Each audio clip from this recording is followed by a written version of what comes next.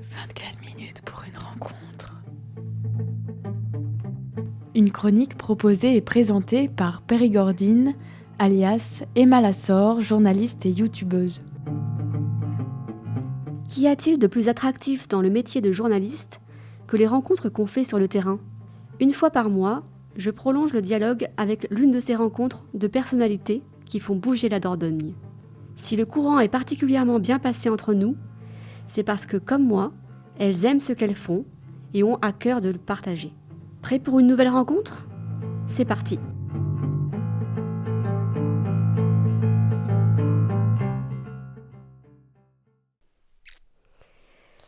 Mon nouvel invité initie ou approfondit la pratique de la méditation de pleine conscience.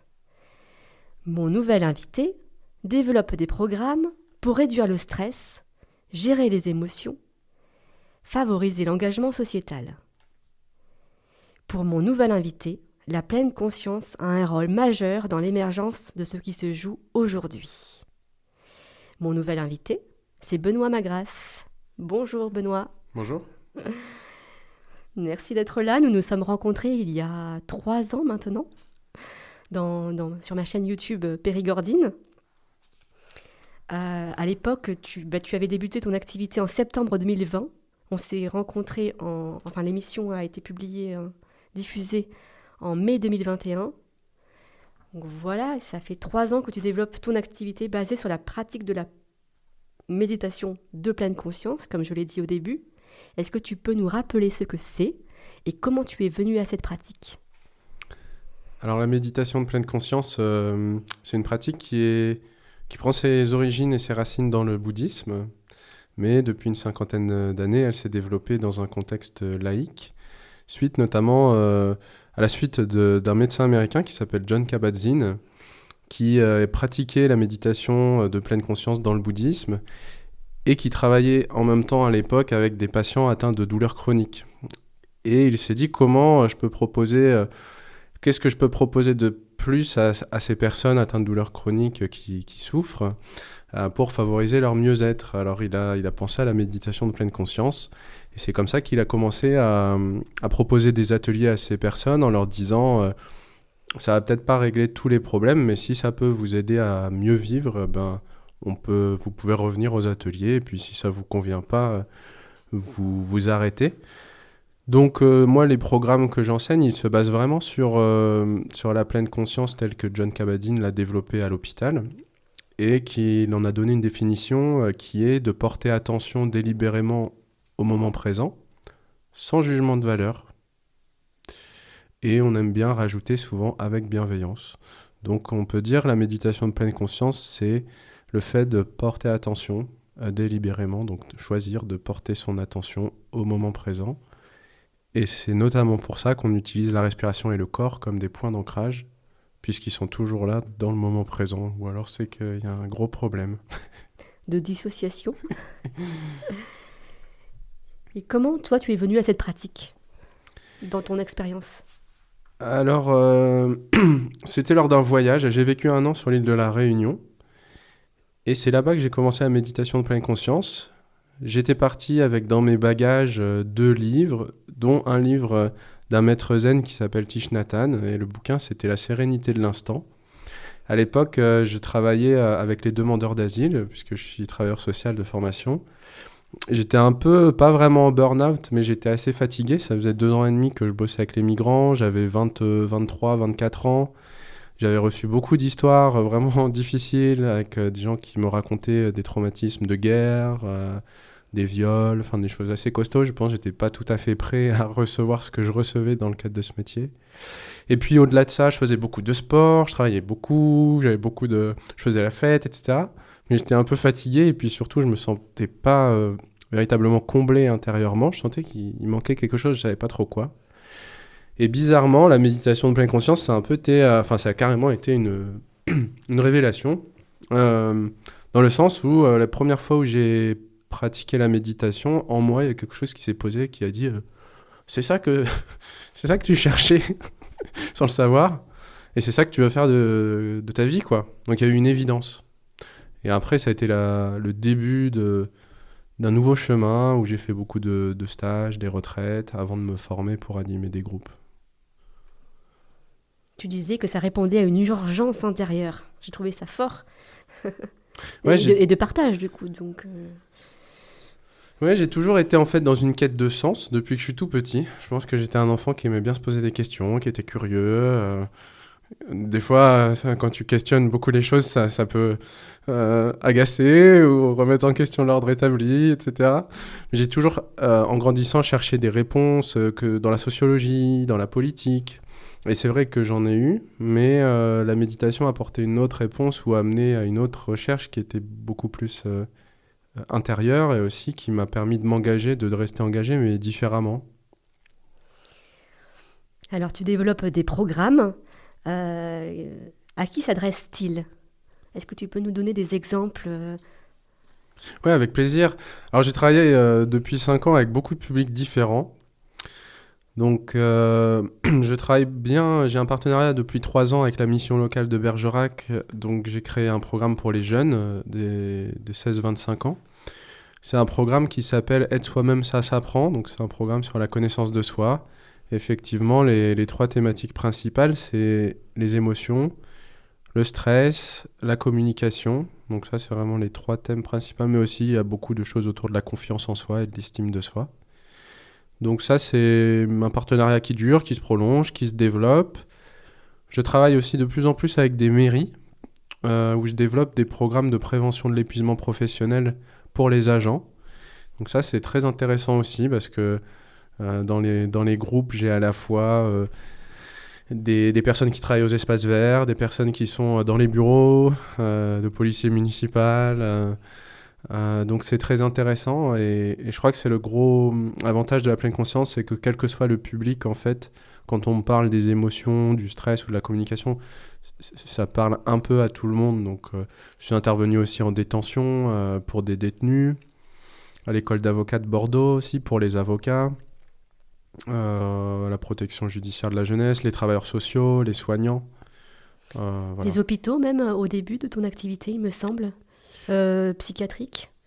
Je pense Alors, à Vauclair, par exemple. ouais, il y avait il y avait un projet Ah, c'était un projet. de travailler ensemble, finalement, qui est pas allé, Bon, alors, qui est, c'est un appel, alors. voilà, c'est un appel, qui est pas allé au bout. Mais cela dit, eux en interne ont pu mettre en place des choses et il y a effectivement dans un service qui s'appelle le C2A à Bergerac, des ateliers de méditation de pleine conscience qui sont proposés pour les patients. Est-ce que tu peux nous donner des résultats, peut-être des choses qui se sont passées? Je pense notamment aux jeunes sur la gestion des émotions, du stress, de la communication. Est-ce qu'il y a des choses qui t'ont surpris, finalement, des évolutions que tu as notées?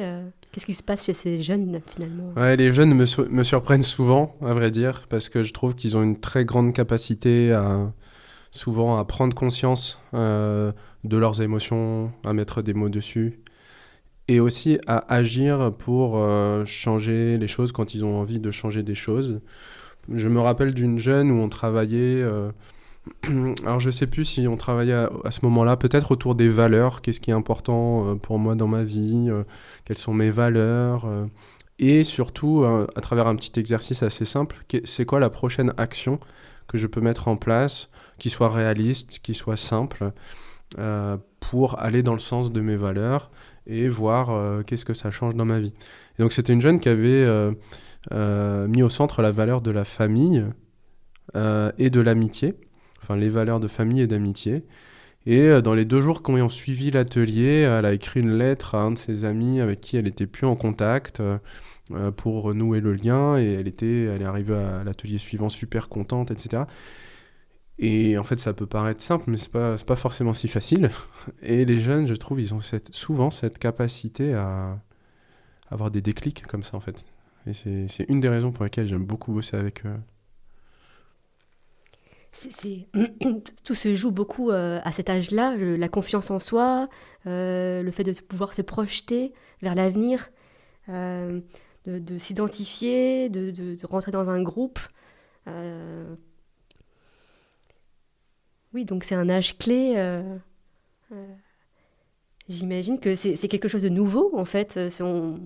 Une proposition qu'on ne leur fait pas tous les jours. Oui, tu vois, ce que tu me dis, ça me fait penser à une autre jeune qui un jour dit, alors dans les ateliers, je fais un petit peu de pleine conscience, mais on fait aussi pas mal de cercles de parole et d'écoute. Donc c'est vraiment des espaces où on crée de la sécurité, de la confiance pour que chacun puisse s'exprimer sans avoir la crainte d'être interrompu, donc d'être entendu, et puis d'entendre aussi les histoires et les récits des autres jeunes. Et donc une jeune, à la fin des 4 séances, puisque le programme c'était sur 4 séances, elle dit je crois que c'est la première fois de ma vie que je me suis senti entendu, écouté de cette manière-là. Et donc ça, moi quand j'entends ça, je me dis c'est banco quoi, enfin c'est un vrai cadeau. Donc dans ces programmes avec les jeunes, je pense qu'il y a beaucoup de choses autour de l'acceptation. Il y a aussi beaucoup de jeunes qui souffrent de la solitude et de l'isolement, et ces espaces-là, c'est des espaces où souvent ils se rendent compte qu'il y a d'autres jeunes qui partagent les mêmes difficultés ou des difficultés assez similaires. Ça crée du lien, ça sort d'une forme de solitude, de se rendre compte qu'on n'est pas tout seul à être dans cette difficulté-là. Donc parfois de l'entraide, des liens entre les jeunes. Et que ce soit des jeunes qui parlent beaucoup ou d'autres qui parlent pas ou peu, il se passe toujours quelque chose, parce que même ceux qui parlent peu ou pas, rien que le fait d'écouter les récits, les histoires, souvent il y a un déclic et à un moment donné ils prennent la parole pour raconter leur histoire à eux. Donc ça tourne beaucoup autour du lien et comment on vit ensemble en fait. Et pour les professionnels, tu parlais d'épuisement professionnel, de burn-out, c'est quelque chose qui... Est-ce que tu vois une évolution là-dedans ? Je pense qu'il y a pas mal d'arrêts maladie, enfin, liés au travail, de souffrances finalement liées au travail. Est-ce que c'est une activité qui se développe justement comme solution ? Ouais, je pense vraiment que, en tout cas dans les collectivités avec lesquelles je travaille, il y a une vraie prise de conscience, mais je pense que plus globalement aussi à l'hôpital ou dans le domaine de la santé, du social ou bien d'autres domaines, il y a une vraie prise de conscience autour de la souffrance au travail, de l'épuisement professionnel. Ça coûte super cher en plus à l'assurance maladie. Une des professions les plus concernées par le burn-out, c'est les médecins. Donc c'est aussi des professions qui sont à la fois dans l'aide, mais qui sont aussi très exposées à la souffrance humaine au quotidien. Ça accentue les risques de burn-out, par exemple, chez les soignants ou les travailleurs sociaux.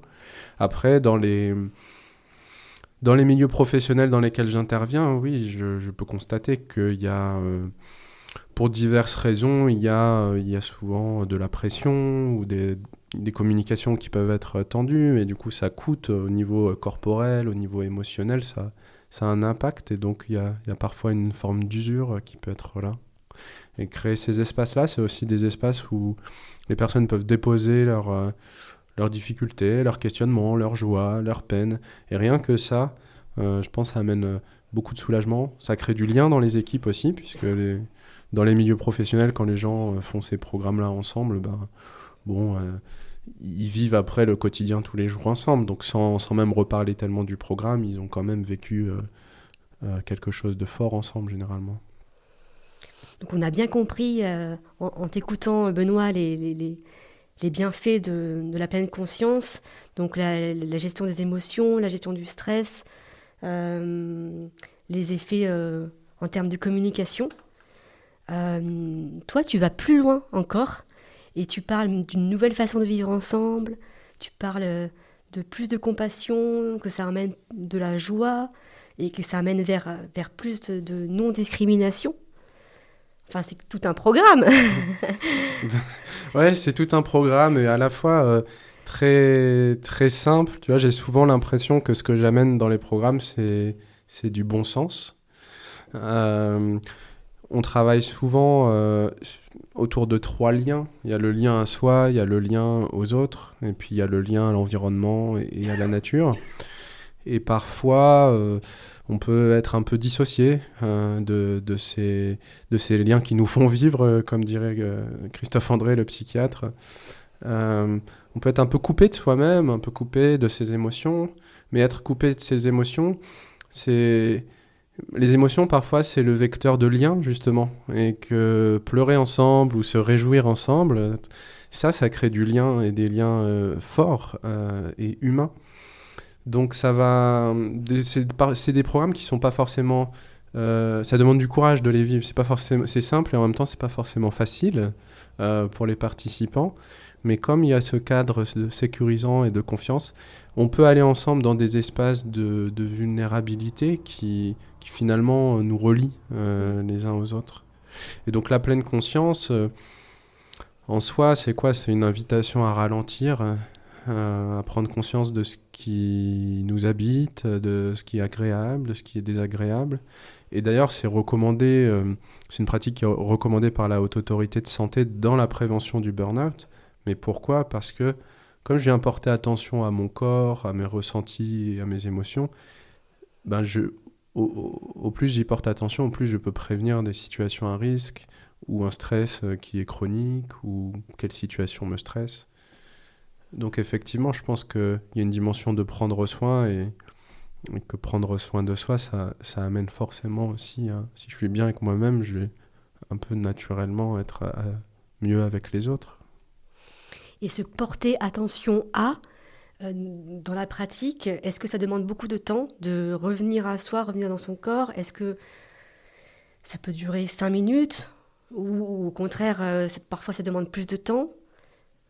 Est-ce que ça demande une pratique régulière aussi? Qu'est-ce que tu conseilles, toi, pour que ce soit efficace? Souvent, on parle de la pleine conscience comme d'un entraînement, en fait. C'est un peu comme y a des gens qui vont à la salle de sport pour muscler le corps. La pleine conscience, c'est comme un entraînement de l'attention. Donc on se rend compte que notre esprit, dans les phénomènes du stress par exemple, on se rend compte que nos pensées, on pense au futur, on a ces anticipations anxieuses, je pense à demain, ou à la semaine prochaine, ou à dans 5 ans, ou à la prochaine catastrophe qui peut arriver, etc. Donc mes pensées sont dans le futur, mon corps est dans le présent, mais je suis embarqué dans le phénomène des pensées. Ou alors dans les ruminations concernant le passé, ce que j'ai fait, ce que j'aurais dû faire, ce que j'ai pas pu, ce que j'aurais aimé, etc. Et donc je suis pas Thich Nhat Hanh, qui est ce moine zen, là, il disait, Descartes disait « je pense donc je suis ». Et Thich Nhat Hanh, en boutade, il disait je pense donc je suis pas vraiment là, parce que je vais penser à l'avenir, au passé. Donc la pleine conscience, c'est vraiment ce moment où je prends conscience que mon esprit s'est égaré dans des pensées, est parti dans le futur, et ben je peux le ramener à ce moment-là, au moment présent, à mes pieds sur le sol, à ma respiration, à mes fesses sur la chaise. Et c'est ça cet entraînement en fait. Au plus je me rends compte que je suis parti, au plus je reviens, au plus je muscle cette qualité d'attention et de présence au quotidien. Donc effectivement, ça peut se faire sur des temps de 5-10 minutes. Je pense que c'est plus intéressant de prendre, pour des personnes qui veulent commencer par exemple, de prendre 5 ou 10 minutes pour s'exercer, plutôt que de se dire direct allez, je fais 30 minutes. À mon avis, ça peut être intéressant de commencer plus court, mais d'être vraiment là, et puis petit à petit peut-être d'allonger les séances. Et en même temps, c'est pas du tout une pratique qui est coupée de la vie de tous les jours, c'est-à-dire que porter attention, c'est aussi quand je marche, c'est aussi quand je suis en relation, quand je suis dans la nature, ça peut être écouter le son des feuilles, des arbres ou de la rivière qui coule. Ça peut m'aider à être là.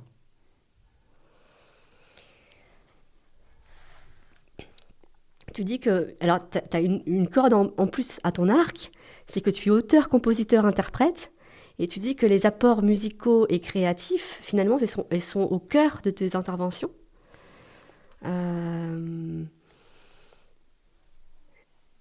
Donc, tu as un groupe ou tu es musicien? Comment ça se passe? Ouais, alors je joue de la musique, je joue de la guitare, je compose des chansons depuis une bonne quinzaine d'années maintenant. J'ai enregistré un premier petit CD qui n'est pas encore sorti, mais j'ai passé du temps l'hiver dernier en studio pour travailler sur un CD de 6 morceaux. Et d'ailleurs, je suis très content parce qu'on m'a proposé de jouer là dans un concert au profit de l'entraide protestante qui mène des actions caritatives à Bergerac. On va faire un concert, on est plusieurs à a joué dans la même soirée le 15 février à 20h à l'auditorium François Mitterrand. À Bergerac. À Bergerac, donc je mêle l'utile à l'agréable, comme on dit.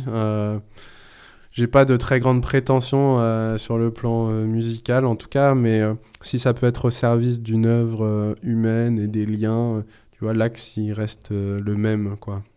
C'est de créer du lien, de la convivialité, favoriser le vivre ensemble, et je pense que voilà, c'est un discours que j'ai de plus en plus envie de porter, d'assumer, de défendre, compte tenu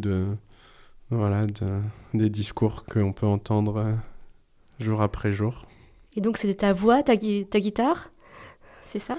C'est ça, ouais, je compose mes textes, je chante, je joue. Voilà, c'est des textes aussi. Alors, le lien peut-être avec la méditation, c'est la méditation, c'est comme une pratique quand même qui ramène à l'intérieur, et la création artistique, pour moi, c'est aussi partir de cet endroit à l'intérieur, d'une forme sensible aussi, de situations que je rencontre, de gens que je rencontre. C'est pas compliqué. Dans mes chansons, je chante la vie, je chante les rencontres, je chante mes questions, mes doutes, mes joies, mes valeurs en fait.